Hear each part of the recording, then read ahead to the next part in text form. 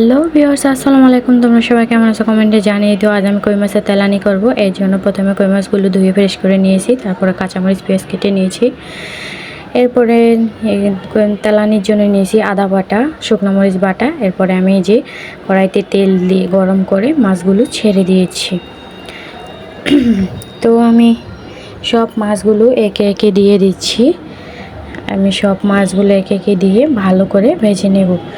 কই মাছ সবসময় ভেজে রান্না করলেই সবচেয়ে থেকে বেশি স্বাদ হয়, আর এই মাছটা ভালোভাবে ভেজে নিলেই ভালো হয়, তরকারিটা ভালো হয়। তো আমি এই মাছে আজ কোনো সবজি দিব না, তার জন্য আমি এই মাছটাকে ভালো করে ঝাল ঝাল করে আজ রান্না করব। কিভাবে করব আর কি কি ইউজ করব সেটাই তোমাদের মাঝে শেয়ার করব, আর কিভাবে করব সেটাই শেয়ার করব। তোমরা চাইলে আপনার মতো এভাবে রান্না করতে পারো। তো আমি মাছগুলো ভালো করে ভেজে নেব, আর কড়া ভাজা দেব না, মিডিয়াম ভাজা দিয়ে নামিয়ে নেব। তো আমি মাছটা ভালো করে ভেজে নিচ্ছি। তো ভিউয়ার্স, কই মাছের তেলানি তবে ঝাল ঝাল করে রান্না করতে হয়, কারণ ঝাল না হলে কোনো তরকারি ভালো লাগে না, মিঠা মিঠা তরকারি খেতে ভালো লাগে না। তো আমার মাছ ভাজাগুলো শেষ পর্যায়ে, এখন আমি মাছগুলো এক এক করে সবগুলো মাছ আমি উঠিয়ে নিচ্ছি। তো মাছগুলো আমি উঠিয়ে কড়াইতে আমি যেসব উপকরণ দিয়ে দেব রান্নার জন্য সেগুলো আমি এক একই ইউজ করব। তো প্রথমে এই যে তেলের ভিতরে মাছ ভাজার তেলের ছিল, ওটার ভিতরে আমি পেঁয়াজ কুচি দিয়ে দিলাম, কাঁচা লঙ্কা চেরা দিয়ে দিচ্ছি, দিয়ে আমি যে তেজপাতা দিয়ে দিচ্ছি। তেজপাতাটা দিলে তরকারির ঘ্রাণটা খুব আসে, আর অন্যরকম একটা ঘ্রাণ আসে, যেটা রেগুলার তরকারিতে পাওয়া যায় না। তো এই জন্য আমি তেজপাতা এটাতে ইউজ করলাম।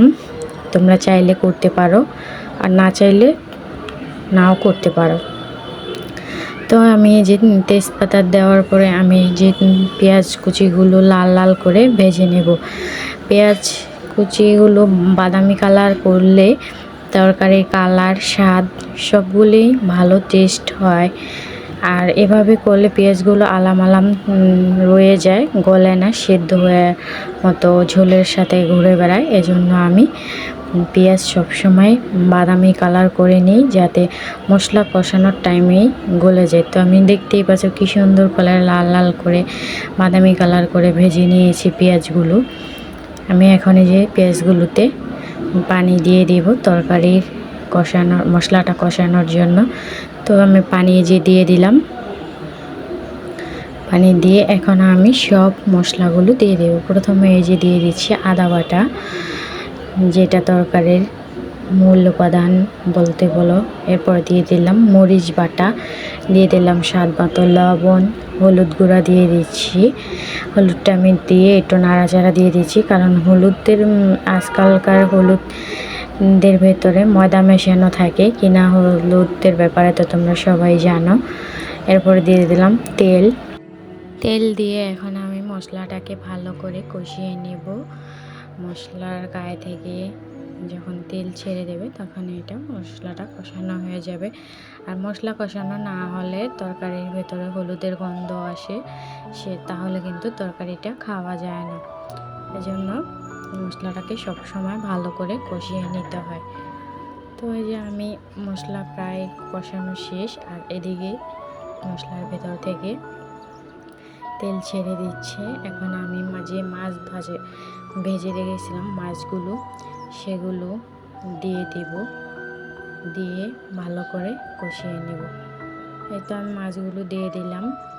মাছগুলো দিয়ে আমি ভালো করে এখন মাছগুলো কষিয়ে নিচ্ছি। তো ভালো করে কষিয়ে তারপরে আমি পানি দিয়ে দেব, তরকারির জন্য ঝোল দিয়ে দেব। ভিডিওটি ভালো লাগলে তোমরা অবশ্যই আমার চ্যানেলটিকে সাবস্ক্রাইব করে পাশে থেকো এবং বেল আইকনটা বাজিয়ে দিও, যাতে সব সময় নতুন নতুন ভিডিও আপডেট পাও, আর আমাকে সাপোর্ট দিও। ইউটিউবে আমি নতুন, আর কিছুদিন যাবৎ ইউটিউবে আমার অনেক প্রবলেম হচ্ছে। তো কথা বলতে বলতে এদিকে তরকারিতে পানি দিয়ে দিলাম। তরকারিটা এই যে অল্প পরিমাণে পানি দিয়েছি। ওই তরকারিটা আমি আর একটু ভালো করে কষিয়ে নেব, কষা কষা ভাব করে নিচ্ছি। তো পানি দিয়ে দিচ্ছি, এটা হচ্ছে তরকারির ঝোল। এই ঝোলটা আমি এখন ঢাকনা দিয়ে ঢেকে দিচ্ছি, ফুটিয়ে নেব। তো আমার ইউটিউবে প্রায় কিছুদিন যাবৎ খুবই প্রবলেম হচ্ছে সেটিংসে। যেমন ইউটিউবে এই ওয়াইটি স্টুডিওতে গেলে ডেসক্রিপশন বক্সে কিছু লিখলে আর যদি কপি করে লিখি তাহলে সেটা মানে পেস্ট করার পর সেভ হচ্ছে না। তো অনেক চেষ্টা করার পরও সেভ হয় না, কিছুই লিখতে পারি না। তো খুবই সমস্যার ভিতরে আছি ভিউয়ার্স। ভিডিওটা তোমরা যদি দেখে থাকো অবশ্যই আমাকে এই সমস্যাগুলো সমাধান করে দেওয়ার চেষ্টা করো, তাহলে আমার খুব উপকার হবে।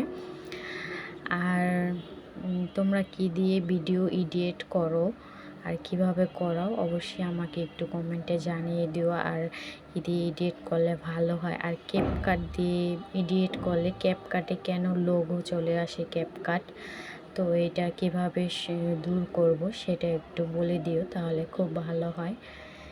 কারণ আমি এডিট তেমন একটাও পারি না, আর ইউটিউবও তেমন কিছু বুঝি না, যেহেতু নতুন। আস্তে আস্তে অবশ্যই শিখব, তোমরাও একটু আমাকে হেল্প করো। তো এদিকে তরকারি ঝোলটা ওই যে টেনে গেছে, আর তরকারি ঝোলটা টেনে যাওয়ার পর তরকারি ঝোলটা ঘন ঘন হয়ে আসে। এখন আমি তরকারিটা নামিয়ে নিলাম। দেখতেই পাচ্ছ কি সুন্দর কালার চলে আসছে। হয়ে গেল কই মাছের তেলানি ভিউয়ার্স, ঝাল ঝাল করে তেলানি বানিয়ে ফেললাম। আর কি সুন্দর হয়েছে দেখতেই পাচ্ছ। তো ভিউয়ার্স, ভিডিওটা ভালো লাগলে অবশ্যই তোমরা সাবস্ক্রাইব করে বেল আইকনটি বাজিয়ে আমার পাশে থেকো। ধন্যবাদ সবাইকে ভিডিওটা দেখার জন্য।